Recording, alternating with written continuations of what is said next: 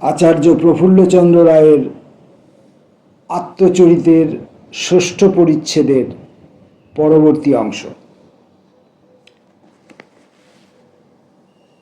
ল্যাবরেটরির কাজে এবং ব্যবহারিক ক্লাস চালাইতে আমার অন্যের নিকট শিখিবার বিশেষ কিছু ছিল না, কেননা এ বিষয়ে আমার যথেষ্ট অভিজ্ঞতা ছিল। হোপ প্রাইজ স্কলার রূপে, অধ্যাপকের সহকারী রূপে আমাকে কাজ করিতে হইয়াছে, ইহা আমি পূর্বেই বলিয়াছি। প্রথম 3 মাস আমাকে খুব পরিশ্রম করিতে হইয়াছিল, কিন্তু তাহাতে আমার আনন্দই হইয়াছিল। ক্লাসে যাইয়া বক্তৃতা করিবার পূর্বে প্রায়শই বক্তৃতার সারমর্ম লিখিয়া লইতাম। এই নতুন কাজে আমার খুব আগ্রহ উৎসাহ হইল, কেননা এই কাজ আমার পক্ষে বেশ স্বাভাবিক এবং মনোমত বলিয়া বোধ হইল। আমাদের দেশের যুবকেরা জীবনের বৃত্তি অবলম্বনে অনেক সময় বিষম ভুল করিয়া বসে, যাহা পরে আর সংশোধন করা যায় না। কোনরূপ চিন্তা না করিয়া তাহারা একটা পথ অবলম্বন করে এবং অনেক পরে বুঝিতে পারে যে তাহারা ভুল পথে গিয়াছে। এই শোচনীয় ব্যাপারের জন্য অভিভাবকেরাই বেশি দায়ী। এমারসন এক স্থলে যথার্থই বলিয়াছেন যে অভিভাবকরা তাহাদের সাবালক সন্তানদের উপর বেশি রকম মনোযোগ দিয়া তাহাদের ইষ্ট অপেক্ষা অনিষ্টই বেশি করেন। একটা চৌকা ছিদ্রার মধ্যে হাতুড়ি পিটিয়া একটা গোলমুখ পেরেক বসাইতে যে অবস্থা হয়, এ ঠিক সেই রকম। সেশনের প্রথম 3 মাস অর্থাৎ জুলাই, আগস্ট ও সেপ্টেম্বরের পর পূজার ছুটি আসিল। পেডলার 3 মাসে ছুটি লইয়া বিলাতে গেলেন এবং রসায়ন বিভাগের সমস্ত ভার আমার উপর পড়িল। এক হিসাবে আমার শিক্ষক জীবনে সর্বাপেক্ষা কার্যবহুল সময়েই কখনো কখনো আমাকে পরপর 3টি ক্লাসে বক্তৃতা করিতে হইত, কিন্তু কাজেই ছিল আমার আনন্দ, এবং যেহেতু এই কাজে আমি এক নতুন উন্মাদনা বোধ করিলাম, সেই জন্য এই গুরুভার বহন করিতে আমার কোনো ক্লান্তি হইল না। শিক্ষক রূপে কিছু অভিজ্ঞতা সঞ্চয় করিলাম, বৈজ্ঞানিক পরীক্ষা সহ বক্তৃতা দেওয়াতেও একটা নৈপুণ্য লাভ করিলাম। এখন আমি অবসর সময়ে গবেষণা কার্য করিতে লাগিলাম। বর্তমান সভ্যতার একটা আনুষঙ্গিক ব্যাধি খাদ্যদ্রব্যে ভেজাল ক্রমশ বাড়িয়া উঠিতেছিল। ঘি এবং সরিষার তেল বাঙালির খাদ্যদ্রব্যের মধ্যে এই দুইটাই বলিতে গেলে কেবল স্নেহ পদার্থ। বাজারে ঘি ও তেল বলিয়া যাহা বিক্রয় হয় বিশুদ্ধ নহে। বাজারে বিক্রিত এইসব দ্রব্য ভেজাল পদার্থে কতটা পরিমাণে আছে তা রাসায়নিক বিশ্লেষণ দ্বারা নির্ণয় করা সহজ কাজ নহে। আমি এই শ্রেণীর খাদ্যদ্রব্য বিশেষভাবে পরীক্ষা করিতে আরম্ভ করিলাম। বিশ্বাসযোগ্য স্থান হইতে এইসব দ্রব্য সংগ্রহ করিলাম, নিজের তত্ত্বাবধানেও তৈরি করাইয়া লইলাম। দৃষ্টান্তস্বরূপ আমার সাক্ষাতে গরু ও মোষের দহন হইল এবং সেই দুধ হইতে আমি মাখন তৈরি করিলাম। সরিষা ভাঙাইয়া তেল তৈরি করাইয়া লইলাম এবং যেসব তেল সরিষার তেলের সঙ্গে ভেজাল দেয়া হয় তাহাও সংগ্রহ করিলাম। এদেশের গরুর দুধ হইতে যে মাখন হয় তার স্নেহ উপাদান ব্রিটিশ গরুর দুধের মাখনের চেয়ে একটু স্বতন্ত্র রকমের। এই কারণে ইংরাজি খাদ্য সম্বন্ধীয় গ্রন্থে ওই দেশের মাখনের যে বিশ্লেষণাদির পরিচয় থাকে তাহা আমাদের পক্ষে বিশ্বাসযোগ্য নহে। কয়েক প্রকারের তেলের নমুনাও বিশেষভাবে পরীক্ষা করিলাম। এই কাজ হাতে লইয়া আমাকে প্রভূত পরিমাণে পরিশ্রম করিতে হইল। আমি 3 বছর পর্যন্ত এই কাজে ব্যাপৃত ছিলাম এবং আমার গবেষণার ফলাফল journal of the Asiatic society of Bengal পত্রিকায় 1894 সালে কয়েক প্রকার ভারতীয় খাদ্যদ্রব্যের রাসায়নিক পরীক্ষা প্রথম ভাগ, চর্বি ও তেল, এই নামে প্রকাশিত হইয়াছিল। সমাজসেবা কার্যেও আমার বেশ উৎসাহ ছিল। সাধারণ ব্রাহ্ম সমাজের সদস্য হিসাবে আমি উহার সব কাজে আন্তরিকতার সঙ্গে যোগ দিয়াছিলাম।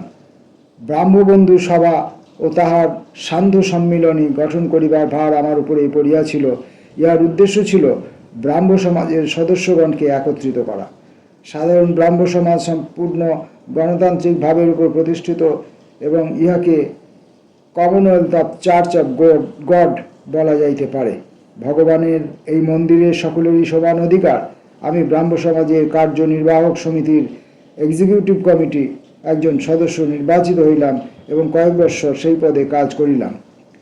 1891 খ্রিস্টাব্দে সেশনে প্রথমে আমি পুনর্বার সেই পুরাতন অনিদ্রা রোগে আক্রান্ত হইলাম এবং ক্রমাগত 3 মাস ভুগিলাম। শান্তিদায়িনী নিদ্রা আমার চক্ষুকে পরিত্যাগ করিল এবং রাত্রির পর রাত্রি জাগ্রত অবস্থায় শয্যায় এপাশ ওপাশ করিয়া আমি অসহ্য যন্ত্রণা অনুভব করিতে লাগিলাম। দূরে গির্জার ঘণ্টা বাজিত, আমি গণিতাম। কার্লাইন এবং হারবার্ট স্পেন্সারের মতো দার্শনিকেরাও অনিদ্রা রোগে ভুগিয়াছেন, একথা মনে করিয়া আমি সান্ত্বনা পাইলাম না এবং তাহাতে আমার যন্ত্রণাও কমিল না। কলিকাতার রাস্তার ফুটপাতে যে দিন মজুর গভীর নিদ্রায় অভিভূত হইয়া রাত্রি কাটায়, তাহার সৌভাগ্যকে আমি ঈর্ষা করিতে লাগিলাম। এক রাত্রি সুনিদ্রার পর প্রভাতে জাগরণ আমার নিকট সে কি দুর্লভ বিলাস বলিয়া মনে হইত। অমর কবি শেক্সপিয়ারের সেই চিরস্মরণীয় পংক্তিগুলির মর্ম আমি উপলব্ধি করিতে পাইলাম। How many thousands of my poorest objects are at this hour asleep? O sleep, O gentle sleep, uneasy lies the head that wears a crown. আমার ব্যাধি অবশ্য রাজমুকুটের জন্য নয়, অজীর্ণের দরুন। অক্টোবর মাসে পূজার ছুটির সময় আমি দেওঘরে হাওয়া বদলাইতে গেলাম। কলিকাতার অপেক্ষাকৃত নিকটে ওই স্থান স্বাস্থ্যকর বলিয়া প্রসিদ্ধ ছিল। 1891 সালে বেশি লোক ছুটি কাটাইবার জন্য সেখানে যাইত না। বাসগৃহের সংখ্যাও খুব বেশি ছিল না। যে 2-4খানি ছিল তাও খুব দূরে দূরে অবস্থিত ছিল। খোলা জায়গায় যথেষ্ট ছিল। আমার জনৈক বন্ধু আমার জন্য একখানি খোড়ো বাড়ি ঠিক করিলেন। উহার জরাজীর্ণ অবস্থা। পূর্বে একজন বাগিচাওয়ালা ওই বাড়িতে থাকিতেন, কিন্তু আমি ওই বাড়ি পাইয়া খুব বেশি খুশি হইলাম। কেননা উহার চারদিকে উন্মুক্ত প্রান্তর শস্যক্ষেত্র। রাজনারায়ণ বসু তখন দেওঘরবাসীদের মধ্যে সর্বাপেক্ষা প্রসিদ্ধ। সহস্র সহস্র যাত্রী এই পথে বৈদ্যনাথের মন্দিরে মহাদেবকে দর্শন করিতে যাইত। শিক্ষিত বাঙালির নিকট দেওঘর এক প্রকার তীর্থক্ষেত্র ছিল। তাহারা সাধু রাজনারায়ণ বসুকে দর্শন ও তাহার সঙ্গ লাভ করিতে আসিতেন। রাজনারায়ণ পারিবারিক জীবনে শোক পাইয়াছিলেন, বয়সও অতি বৃদ্ধ হইয়া পড়িয়াছিলেন, কিন্তু তাহার কথাবার্তা সরস ও বিবিধ জ্ঞানের ভাণ্ডার স্বরূপ ছিল। আমাদের বন্ধু হেরম্বচন্দ্র মৈত্র দেওঘরে আসিয়া শীঘ্রই আমাদের সঙ্গে যোগ দিলেন। দেওঘর স্কুলের হেডমাস্টার যোগেন্দ্রনাথ বসু আরেকজন বিশিষ্ট ব্যক্তি ছিলেন। তিনি তখন মধুসূদন দত্তের জীবনচরিতের উপাদান সংগ্রহ করিতেছিলেন। এই অপূর্ব জীবনচরিত পরে তাহাকে বাংলা সাহিত্যের প্রসিদ্ধি দিয়াছে। রাজনারায়ণ ও মধুসূদনের মধ্যে যেসব পত্র ব্যবহার হইয়াছিল, জীবনচরিতের তাহা একটা প্রধান অংশ। রাজনারায়ণবাবু এগুলি চরিতাকার যোগেন্দ্রবাবুকে দিয়াছিলেন। ওই সময়ে শিশির কুমার ঘোষও তাঁর বাংলোতে বাস করিতেছিলেন। আমি অমৃতবাজার পত্রিকার সম্পাদকীয় দায়িত্ব হইতে সে সময় বস্তুত অবসর গ্রহণ করিয়াছিলাম। সুতরাং আমি সৎসঙ্গ লাভ করিলাম। আমরা সকলে মিলিয়া নিকটবর্তী পাহাড়গুলিতে বেড়াইতে যাইতাম। যোগেন্দ্রনাথ বসু তাঁর মধুসূদন দত্তের জীবনচরিতের পাণ্ডুলিপি হইতে অনেক সময় আমাকে পড়িয়া শুনাইতেন। এখানে একটি করুণ মিশ্রিত রস কৌতুককর ঘটনার উল্লেখ করা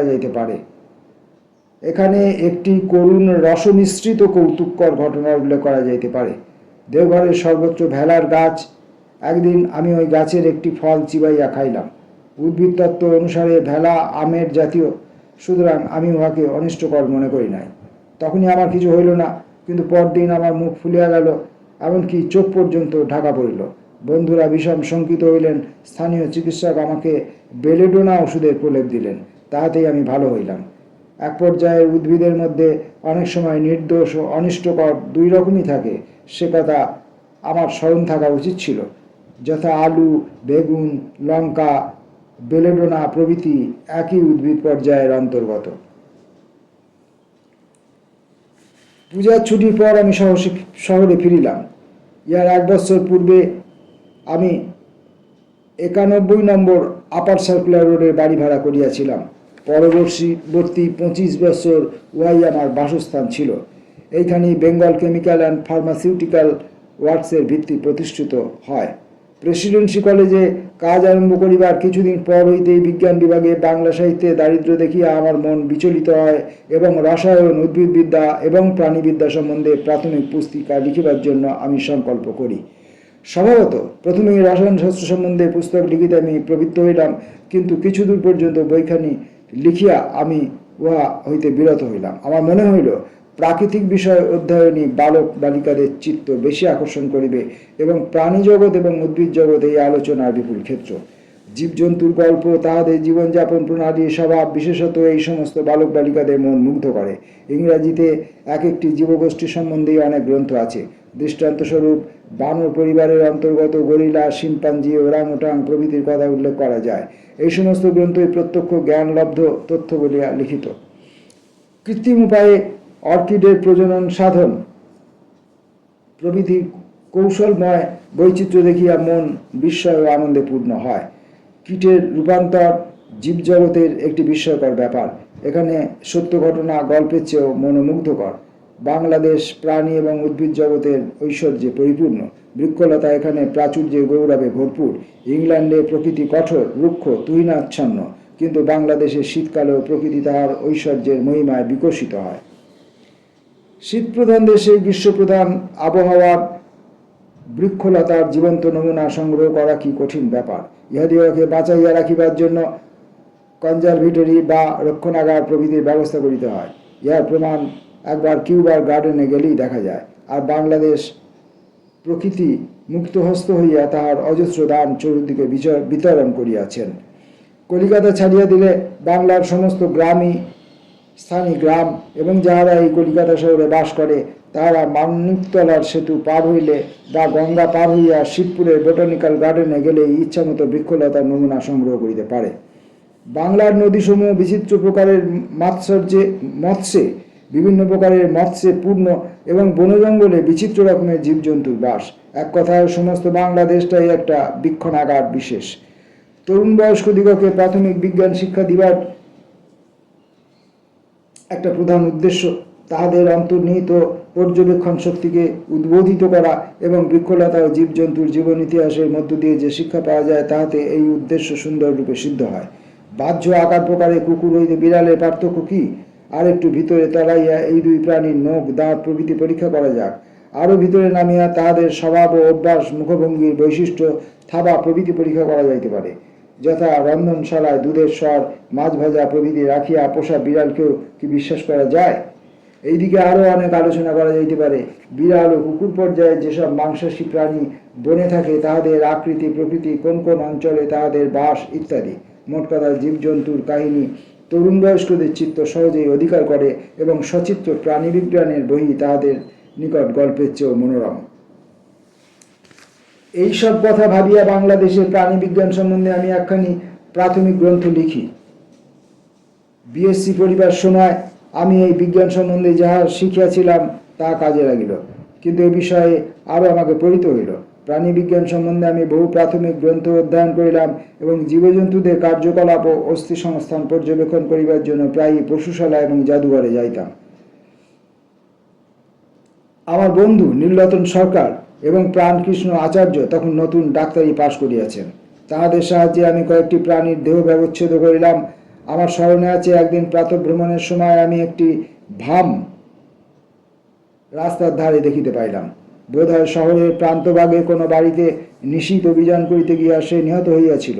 আমি এই নমুনাটি সংগ্রহ করিয়া বিজয় গৌরবে বাড়ি লইয়া গেলাম এবং তৎক্ষণাৎ আমার পূর্বোক্ত ডাক্তার বন্ধুকে উহা ব্যবচ্ছেদ করিবার জন্য নিমন্ত্রণ করিয়া পাঠাইলাম। আমরা একটি নেচার ক্লাবও খুলিলাম। ডাক্তার নীলরতন সরকার এবং ডাক্তার প্রাণকৃষ্ণ আচার্য ব্যতীত রামব্রহ্ম সান্যাল, আলিপুর পশুশালার সুপারিনটেন্ডেন্ট, প্রিন্সিপাল হেরম্বচন্দ্র মৈত্র এবং ডাক্তার বিপিন বিহারী সরকার ওই ক্লাবের সদস্য ছিলেন। আমরা নিয়মিতভাবে মাসে একবার করিয়া সভা করিতাম। গ্রীষ্মের ছুটিতে গ্রামের বাড়িতে গিয়ে আমি কয়েকটা গোখুরা সাপ ধরাইলাম এবং তাহাদের বীজ দাঁত পরীক্ষা করিলাম। ফেরারের থানাটফিডিয়া এর সাহায্যে সর্পদংশনের রহস্য সম্বন্ধেও আলোচনা করিলাম। এই সময়ে 1891-92 আরেকটি বিষয় গুরুতরভাবে আমার চিত্ত অধিকার করিল। আমাদের দেশের যুবকেরা কলেজ হইতে বাহির হইয়াই কোনো আরামপ্রদ সরকারি চাকরি, তদ্ভাবে ইউরোপীয় সওদাগরদের অফিসে কেরানিগিরি খোঁজে। আইন, ডাক্তারি প্রভৃতি ভিত্তিতেও খুব ভিড় জমিতে আরম্ভ করিয়াছিল। কেউ কেউ ইংরেজি কলেজ হইতে পাশ করিয়া বাহির হইত, কিন্তু দুর্ভাগ্যক্রমে তাহারাও অসহায়ভাবে চাকরি খুঁজিত। এই অবসরে কর্মকুশল পরিশ্রমী অবাঙালিরা, বিশেষভাবে রাজপুতানার মরুভূমি হইতে আগত মারোয়ারি, কেবল কলিকাতায় নয়, বাংলার অভ্যন্তরে শুধু গ্রাম পর্যন্ত ছড়াইয়া পড়িতেছিল। আমদানি রপ্তানি ব্যবসায়ের সমস্ত ঘাঁটি তাহারা দখল করিয়া বসিতেছিল। সংক্ষেপে কঠোর প্রতিযোগিতায় বাঙালিরা পরাস্ত হইতেছিল, এবং যেসব ব্যবসা বাণিজ্য তাহাদের দখলে ছিল, ক্রমে ক্রমে সেগুলির অধিকার ছাড়িয়া দিয়া তাহাদের সরিতে পড়িতে হইতেছিল।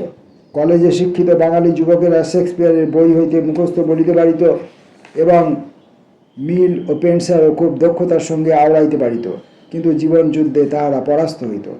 তাহাদের চারিদিকে অনাহারের বিভীষিকা। তবু হাই স্কুলের সংখ্যা ক্রমাগত বাড়িতেছিল, এবং ব্যাঙের ছাতার মতো কলেজ গজাইয়া উঠিতেছিল। এই সমস্ত যুবকদের লইয়া কি করা যাইবে?